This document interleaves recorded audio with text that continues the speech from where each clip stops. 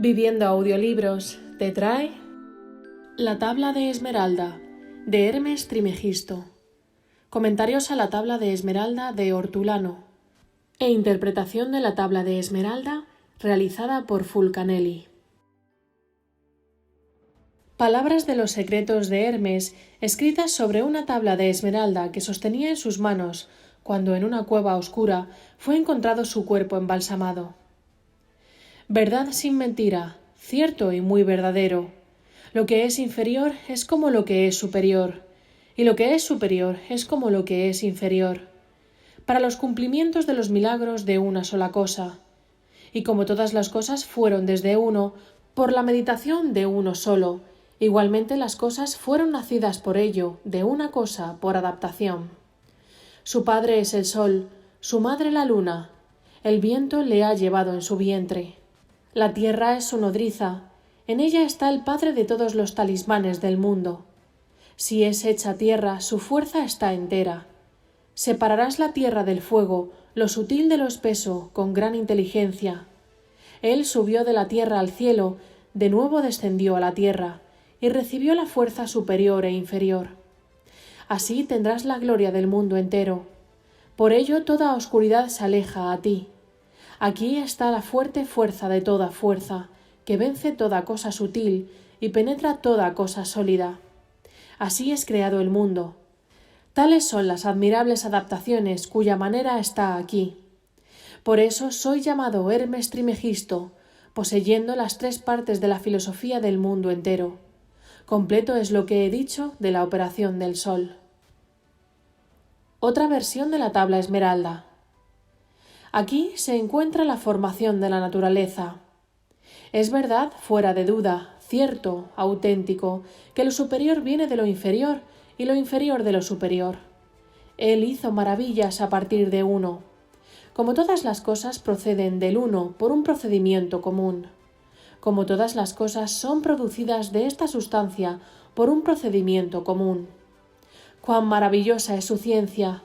Él es la cabeza del mundo, en el que su padre es el sol y su madre la luna. El viento lo ha llevado en su seno, y la tierra lo ha alimentado. Él es el padre de los talismanes, el poseedor de las maravillas. Sus facultades son perfectas. Él es el restaurador de las luces. La tierra se ha vuelto un fuego. Separa la tierra del fuego, y él te iluminará. Lo sutil es más noble que lo grosero. Lentamente, suavemente sube hacia el cielo, coge la luz y después vuelve a bajar a la tierra. En él está la facultad de lo superior y de lo inferior, pues en él hay la luz de las luces, y es por lo que las tinieblas le huyen. La fuerza del poderoso vence todas las cosas. Toda cosa sutil penetra toda cosa grosera. El microcosmos está formado como el macrocosmos. Esto es mi gloria. Y es por esto por lo que soy llamado Hermes, 3 veces grande por la sabiduría. Una versión más de la tabla esmeralda. Es verdadero sin falsedad alguna, cierto y muy cierto. Lo que está encima es igual a lo que está debajo, y lo que está debajo es igual a lo que está encima, para que se cumplan los milagros de una sola cosa. Y como quiera que todas las cosas lo fueron por la contemplación de una sola, así también todas las cosas surgieron de esta única cosa por un simple acto de adaptación. El padre de ello es el sol, la madre la luna. El viento lo llevaba en su seno y la tierra es su nodriza. Es el padre de todas las obras maravillosas a lo largo y ancho del mundo. El poder del mismo es perfecto. Si fuese arrojado a la tierra, separaría el elemento tierra del elemento fuego, lo sutil de lo grosero. Con gran sagacidad asciende suavemente desde la tierra al cielo. Desciende de nuevo a la tierra y reúne en sí la fuerza de las cosas superiores y de las cosas inferiores. Así poseerás la gloria del brillo de todo el universo, y toda oscuridad huirá lejos de ti. Esta cosa es la recia fortitud de toda fortaleza, ya que vence a toda cosa muy sutil y penetra en toda cosa sólida. Es así como fue creado este mundo. Por consiguiente, se alcanzarán adaptaciones maravillosas, de las cuales esta es la clase. Por esta razón me llaman Hermes Trismegisto, porque poseo 3 partes de la sabiduría del mundo entero. Lo que tenía que decir sobre la operación del sol está consumado. Tabula Smaragdina Hermetis. Es dicho por Hermes que lo superior ha de ser igualado a lo inferior. Si quieres hacer una obra maravillosa, errantes en lo alto son movidos en el eje los planetas. Por su fruto metalífero, la tierra es semejante. El sol es el padre de la piedra, la errante Cintia madre. El viento le ha llevado en su vientre, la tierra la ha nutrido. Esta tabla de esmeralda en lenguaje simbólico está publicada como lámina 95 del Compendio de Alquimia publicado bajo el título Viridarium Chemicum, el jardín químico. Según Bernard Husson, está sacada del Prodomus Rhodostauruticus, libro de tradición rosacruz, publicado por primera vez en Heidelberg en 1620. La composición del interior del círculo procede a su vez del vellocino de oro, de fecha anterior. Los 3 escudos ligados por cadenas son la sal representada por una estrella, el azufre representado por un león y el mercurio representado por un águila bicéfala. A la izquierda de la estrella salina se encuentra la tierra y a la derecha el cielo. Entre los 3 encierran una esfera crucífera en cuyo interior hay una tau invertida cuyo giro a la derecha, al decir de Bernard Husson, daría el signo espagírico del vitriolo. El poema que explica la ilustración en el vellocino de oro dice que de este vitriolo nacen los metales. Estos metales los vemos arriba del grabado y como círculos que rodean un cáliz en el que el sol y la luna vierten su flujo. Hay que tener igualmente presente, para una ajustada interpretación de esta lámina, que los metales son también calendarios e indicadores de las fases de la obra. El lector interesado puede profundizar el tema en muchos textos clásicos, como por ejemplo la 9ª llave de Basilio Valentín, titulada La revolución de los planetas y los colores. La filacteria circular contiene el conocido axioma hermético visita interior a terrae rectificando invienes occultum lapidem. Vista interior de la tierra rectificando encuentras la oculta piedra, cuya interpretación, así como el lugar donde poner las comas, ha dado lugar a numerosísimos comentarios.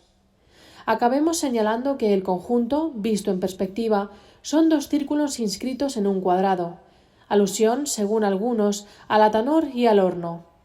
Las flores de los vértices, 4 pétalos, macho y hembra, completan el significado de esta obra simbólica que no en balde Basilio Valentín incluye en sus 12 llaves de la filosofía bajo el título Paradigma de la gran obra. Explicación de la tabla esmeralda por Hortulano. Alabanza, honor y gloria os sean rendidas eternamente, oh Señor, Dios Todopoderoso, con vuestro muy amado Hijo, nuestro Salvador Jesús Cristo, verdadero Dios y único hombre perfecto, y el Santo Espíritu Consolador, Trinidad Santa, que sois el Dios único. Os doy gracias porque, habiendo conocido las cosas pasajeras de este mundo, enemigo nuestro, me habéis sacado de él por vuestra gran misericordia, para que no fuese pervertido por sus engañadoras voluptuosidades. Y porque he visto muchos de los que trabajan en este arte que no siguen el camino derecho, os suplico, oh Señor mío y mi Dios, que os pluja que pueda alejar de este error, por la ciencia que me habéis dado, a mis muy queridos y bien amados, para que, habiendo conocido la verdad, puedan alabar nuestro santo nombre, que es eternamente bendito. Por tanto, yo, Hortulano, es decir, jardinero, así llamado a causa de los jardines marítimos, indigno de ser llamado discípulo de la filosofía, conmovido por la amistad que tengo en mis muy queridos, he querido poner por escrito la declaración y explicación cierta de las palabras de Hermes, padre de los filósofos, aunque ellas sean oscuras, y declarar sinceramente toda la práctica de la verdadera obra. Y cierto que no sirve de nada a los filósofos querer esconder la ciencia en sus escritos, cuando obra la doctrina del Espíritu Santo. Capítulo 1. El arte de alquimia es verdadero y cierto. El filósofo dice, es verdad, a saber que el arte de alquimia nos ha sido dado. Sin mentira, dice esto para convencer a los que dicen que la ciencia es embustera, es decir, falsa. Cierto, es decir, experimentado, pues todo lo que es experimentado es muy cierto y muy verdadero, pues el muy verdadero sol es procreado por el arte. Dice muy verdadero en superlativo, porque el sol engendrado por este arte sobrepasa a todo sol natural en todas las propiedades, tanto medicinales como otras. Capítulo 2. La piedra debe ser dividida en dos partes. A continuación toca la operación de la piedra, diciendo que lo que está abajo es como lo que está arriba. Dice eso porque la piedra está dividida por el magisterio en dos partes principales, a saber, en la parte superior que sube arriba y en la parte inferior que queda abajo fija y clara. Y sin embargo estas dos partes son acordes en virtud. Es por lo que dice, y lo que está arriba es como lo que está abajo. Ciertamente esta división es necesaria para hacer los milagros de una cosa, es decir, de la piedra, pues la parte inferior es la tierra, que es la nodriza y el femenino, y la parte superior es el alma, la cual vivifica toda la piedra y la resucita. Es por lo que, estando hecha la separación y la conjunción, muchos milagros vienen a hacerse en la obra secreta de la naturaleza. Capítulo 3. La piedra tiene en sí los 4 elementos. Y como todas las cosas han sido y son venidas de uno por la mediación de uno. Aquí da un ejemplo diciendo, como todas las cosas han sido y son salidas de uno, a saber, de un globo confuso o de una masa confusa, por la mediación, es decir, por el pensamiento y creación de uno, es decir, de Dios Todopoderoso. Así son nacidas todas las cosas, es decir, son salidas de esta cosa única, es decir, de una masa confusa, por adaptación, es decir, por el solo mando y milagro de Dios.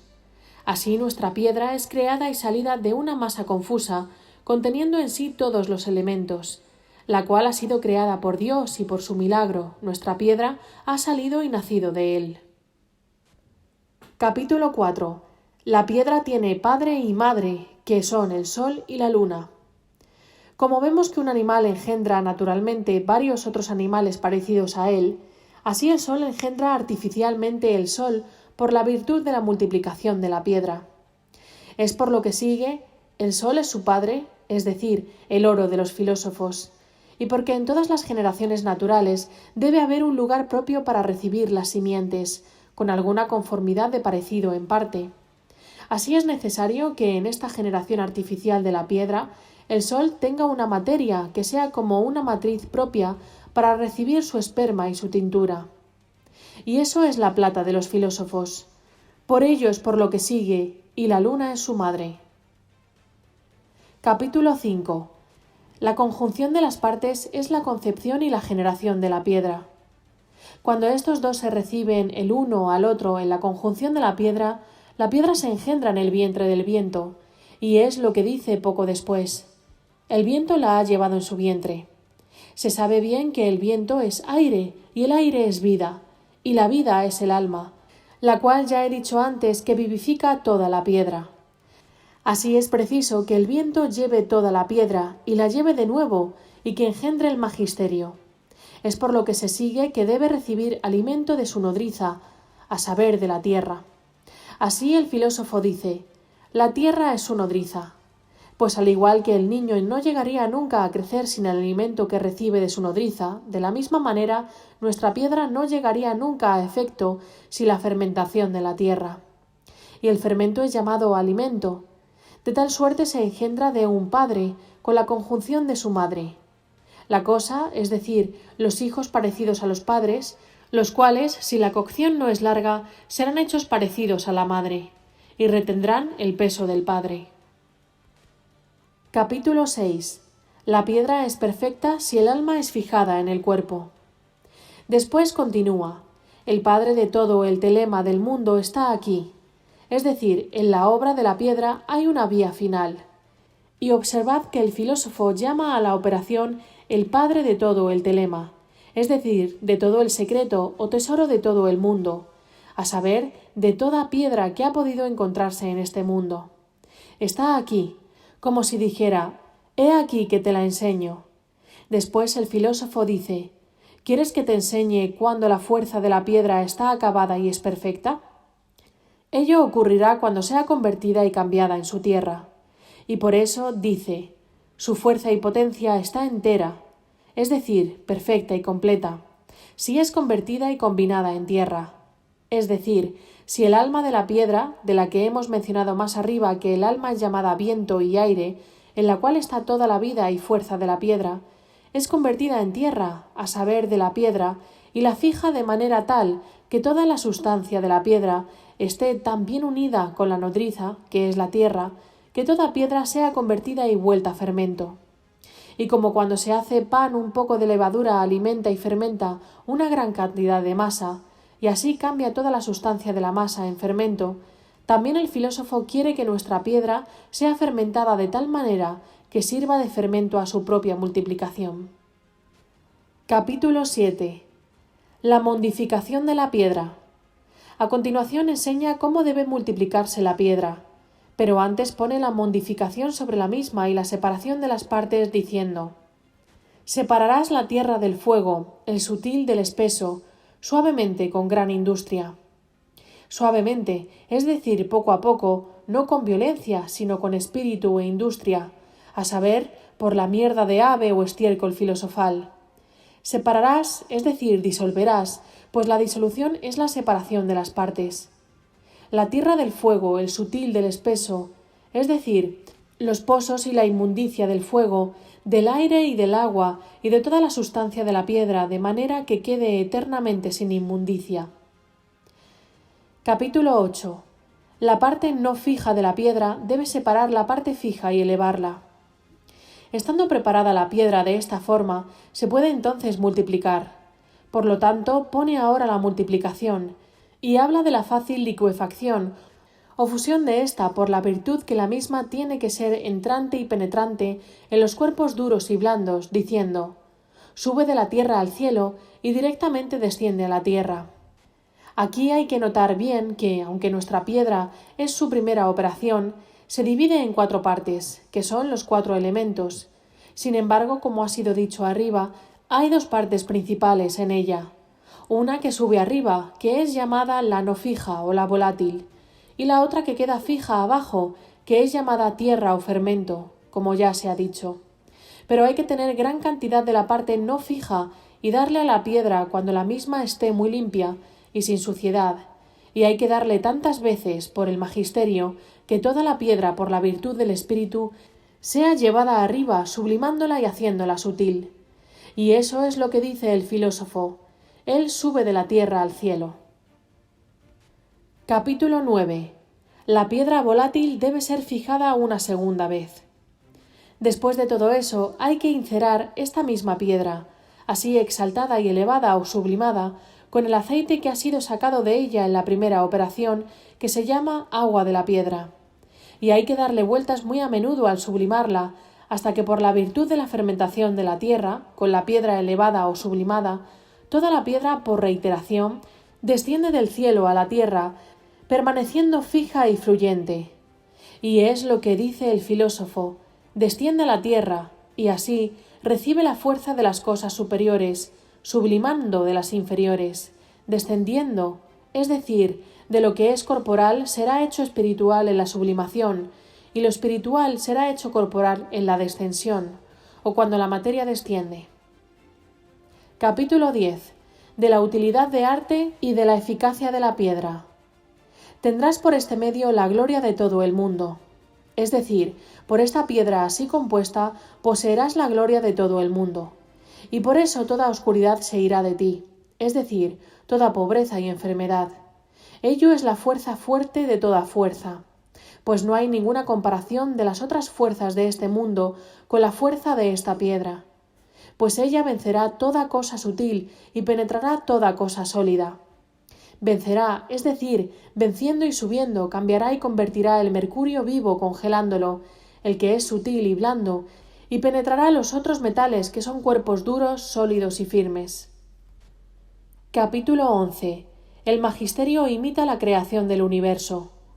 El filósofo da a continuación un ejemplo de la composición de la piedra, diciendo: así ha sido creado el mundo. Es decir, que nuestra piedra está hecha de la misma manera como ha sido creado el mundo, pues las primeras cosas de todo el mundo, todo lo que ha sido en el mundo, ha sido primero una masa confusa y un caos sin orden, como ha sido dicho arriba. Y después, por el artificio del soberano creador, esta masa confusa, habiendo sido admirablemente separada y rectificada, ha sido dividida en 4 elementos, y a causa de esta separación se hacen diversas y diferentes cosas. Así también se pueden hacer diversas y diferentes cosas por la producción y disposición de nuestra obra, y ello por la separación de los diversos elementos de los diversos cuerpos. De ello serán y saldrán admirables adaptaciones.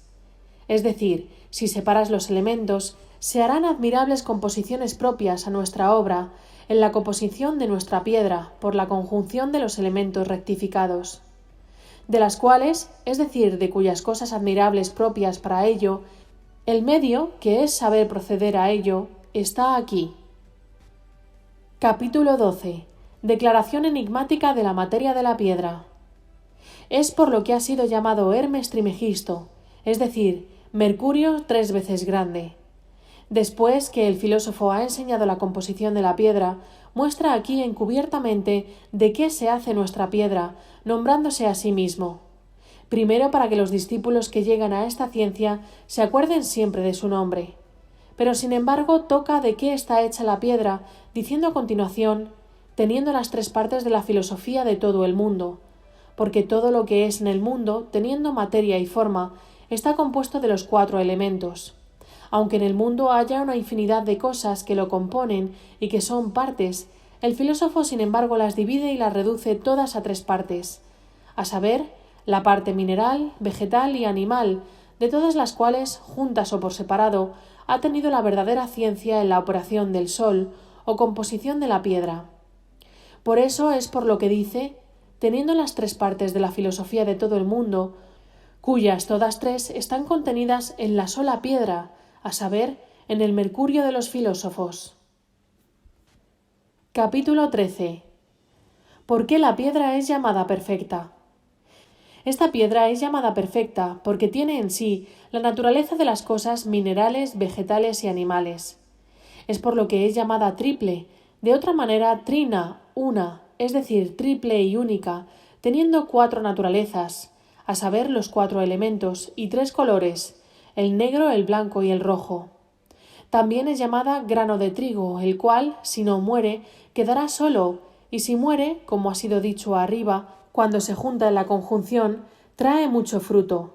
A saber, cuando las operaciones de las que hemos hablado son llevadas al último punto de perfección, oh amigo lector, si haces la operación de la piedra, te he dicho la verdad, si no la haces, no te he dicho nada.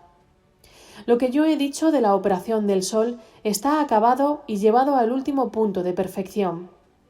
Es decir, lo que ha sido dicho de la operación de la piedra de 3 colores y 4 naturalezas, que están en una cosa única, a saber, en el solo Mercurio filosofal, está acabado y terminado. La tabla de Esmeralda por Fulcanelli.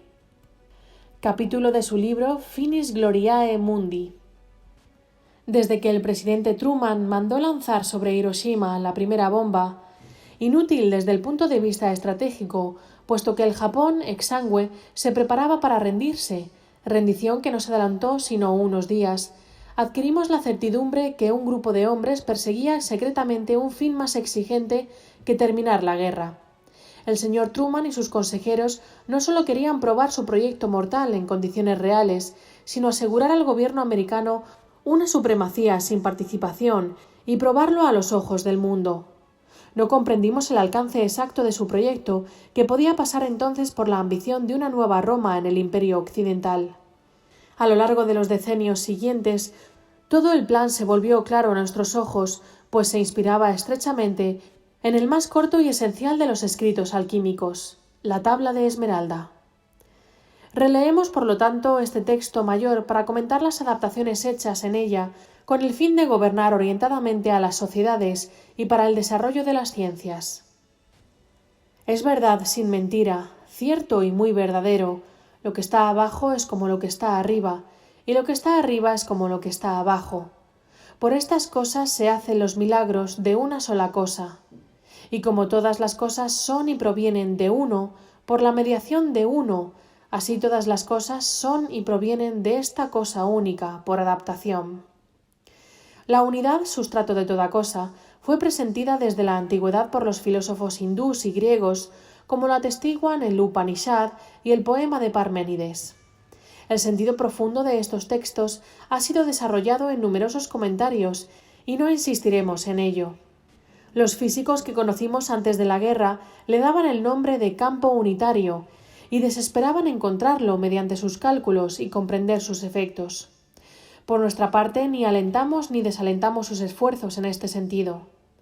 Varios de estos sabios, conscientes de las amenazas que hacían pesar sobre el mundo las convulsiones de Alemania y la cristalización de fuerzas oscuras, soñaban entonces con uniformar las sociedades humanas en una misma civilización pacífica que fuera como el reflejo del campo unitario de la materia. Eran, ya lo hemos dicho, niños deslumbrados por la luz del umbral, ignorantes de los peligros y desbordantes de entusiasmo. Se preparaban, como en los cuentos de hadas, a vencer al lobo para vivir felices el resto de sus días. ¿Cómo concibieron tantas ilusiones sobre lo que fermentaba desde decenios en las sociedades iniciáticas occidentales, con las que algunos de ellos se habían sin embargo relacionado? ¿Cómo pudieron entregarse a los jefes militares y políticos americanos, no atados de pies y manos, sino corriendo y retozando como los niños tras el flautista? Los primeros trabajos en los que se los empleó versaban sobre el campo unitario. Como habíamos previsto, fueron vanos. Las raras confidencias del señor Rosen, asistente del profesor Einstein, confidencias que nos han sido contadas, daban cuenta del abandono de las investigaciones a causa de terribles accidentes de los que no comprendían nada y que sus ecuaciones no habían permitido prever. Los suministradores de fondos, almirantes de la Navy o directores de agencias creadas ex profeso y dependientes del Secretariado de Defensa, exigieron secreto y aislaron a todos los testigos. Sin embargo, si el campo físico resistía a todos estos esfuerzos, la idea de la unificación de los hombres se abría paso y los accionistas de la industria hacían sus cálculos, seducidos menos por la esperanza de que se acabaran las guerras que por la perspectiva de un imperio mundial invisible al servicio de América. Fue entonces cuando las cabezas locas se dieron cuenta de la similitud entre las preocupaciones de los sabios y los primeros versículos de la tabla de Hermes, o ya acariciaban la ambición de remodelar el mundo reconciliando tradición y modernidad que la mayor parte de los epígonos del esoterismo se dedicaban a separar cuando no a oponer. No tenemos respuesta a esta pregunta.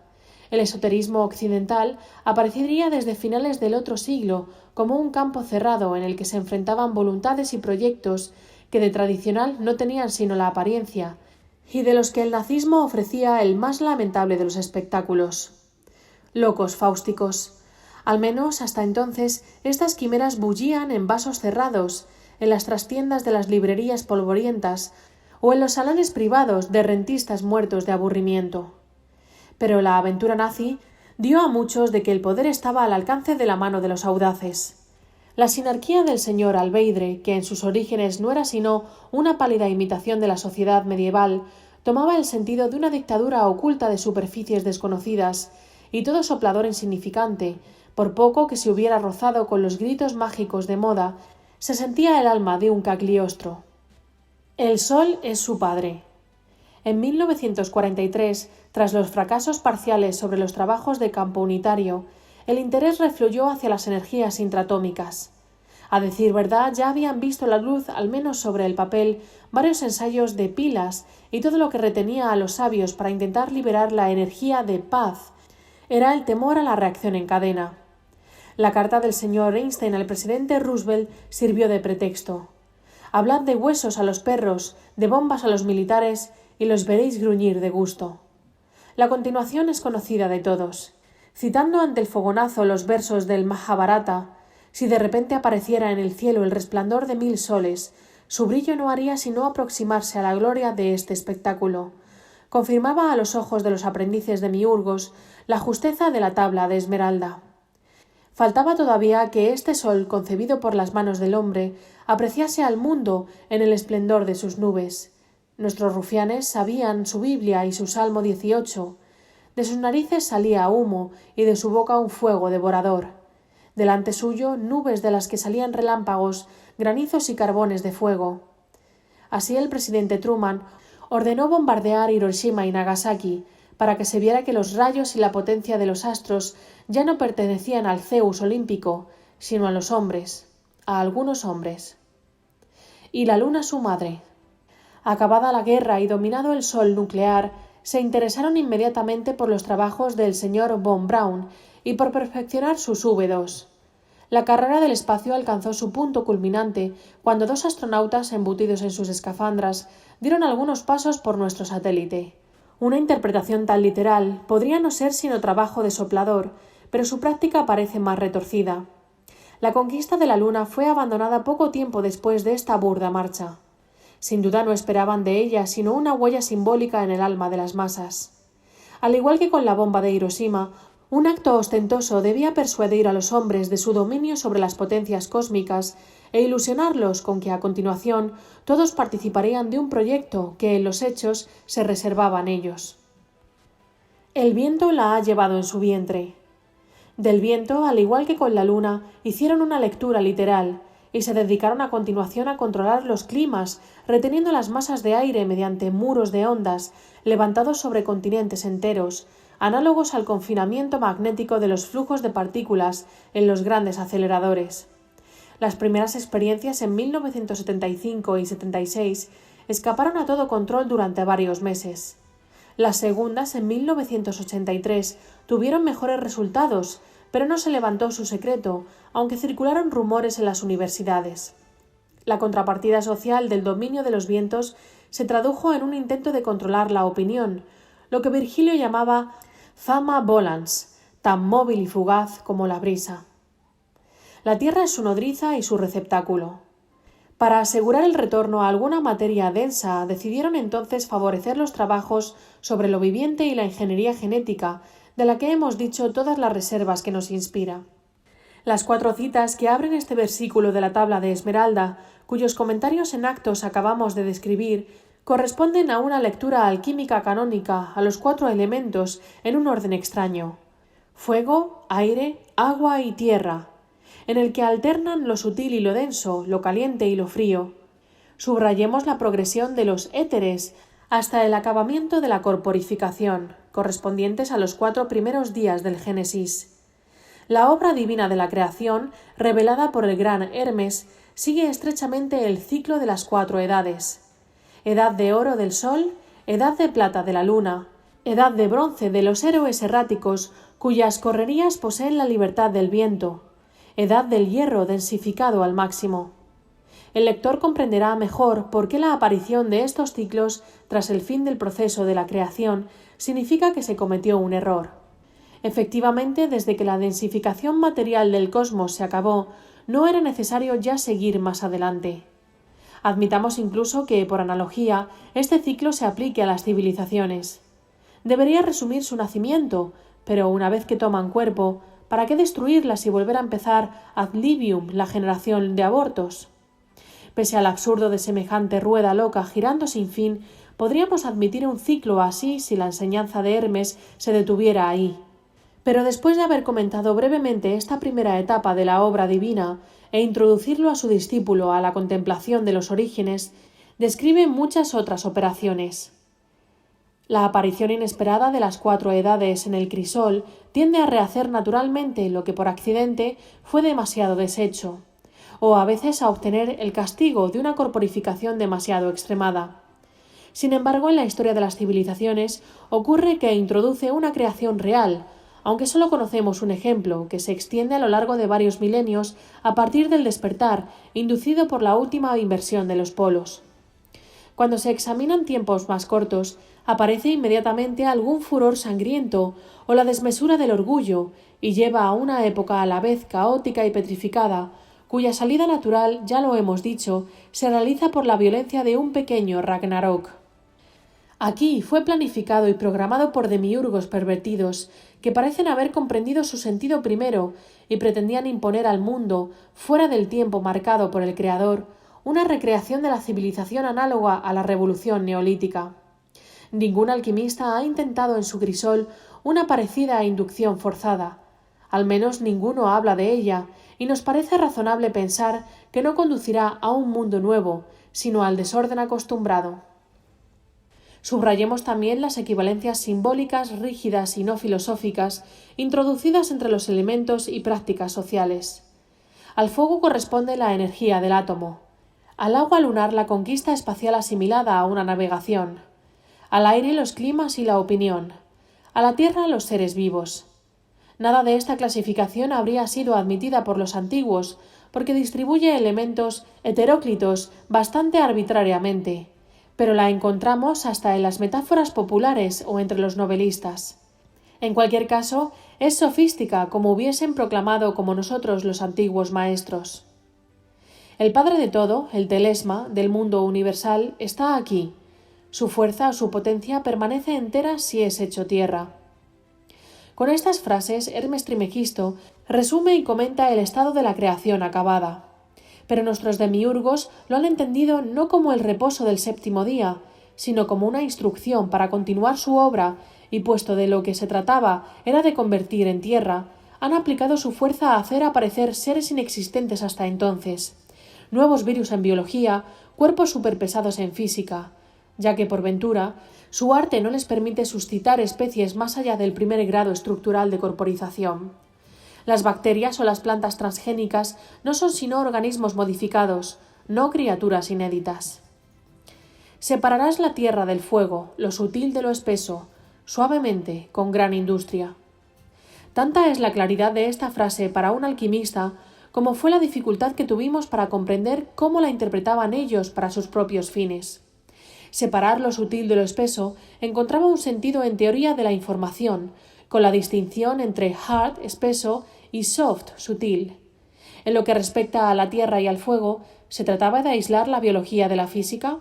¿De oponer las dos técnicas de manipulación del átomo, la fisión de los elementos pesados que sirven para producir la energía doméstica, y la fusión análogon del fuego estelar reservada para la bomba H? Esta última solución explicaría por qué las investigaciones sobre la fusión controlada fueron desalentadas sistemáticamente, aunque no fuera sino negando a los investigadores los subsidios y los laboratorios necesarios para su puesta a punto. Una tal desafección carece de sentido económico.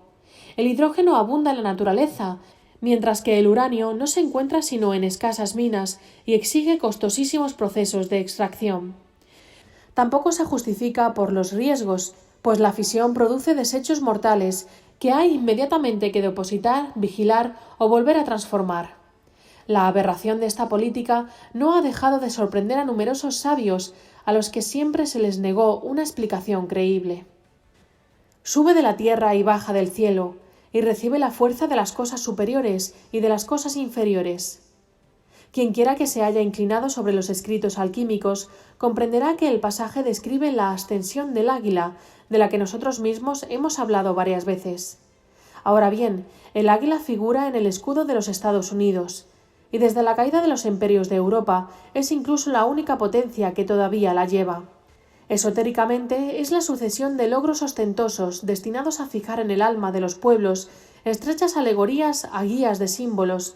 La construcción de la lanzadera espacial y sus idas y venidas públicas responderían a las exigencias de su ilusorio programa.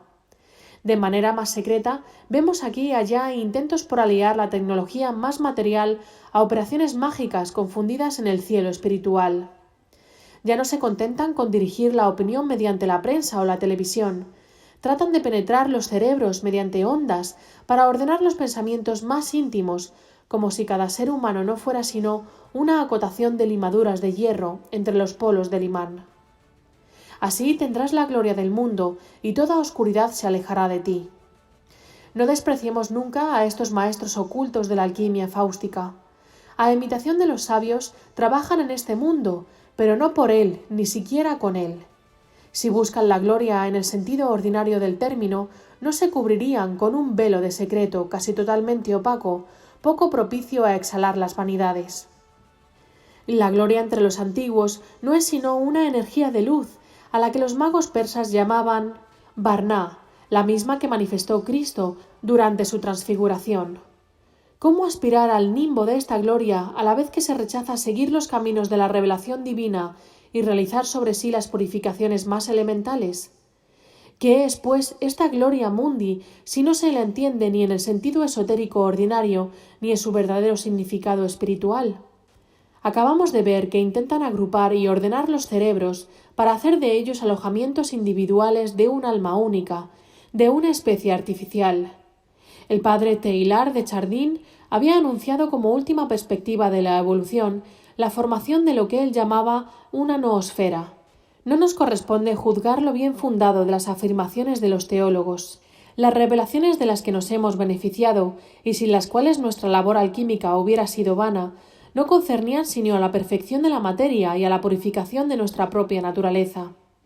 El optimismo del padre Teilhard de Chardin, la imagen lineal y suave que se hacía de la evolución, no nos han convencido nunca, y si la noosfera, a la que llamaba con toda su esperanza visionaria, ha de realizarse un día, dudamos que sea antes de la formación de los nuevos cielos y la nueva tierra anunciados por San Juan. Pero una noosfera impuesta para explotar su potencia mágica o decuplicar la intuición intelectual de algunos falsos demiurgos está emparentada con la violación de los ángeles que le costó a Sodoma desaparecer bajo el fuego y el azufre.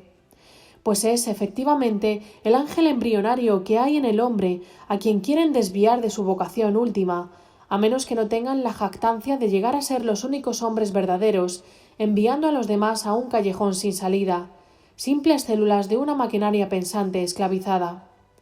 Más grave todavía si nos aproximamos al brillante y locuaz satélite artificial, previsto para la entrada en un falacioso tercer milenio.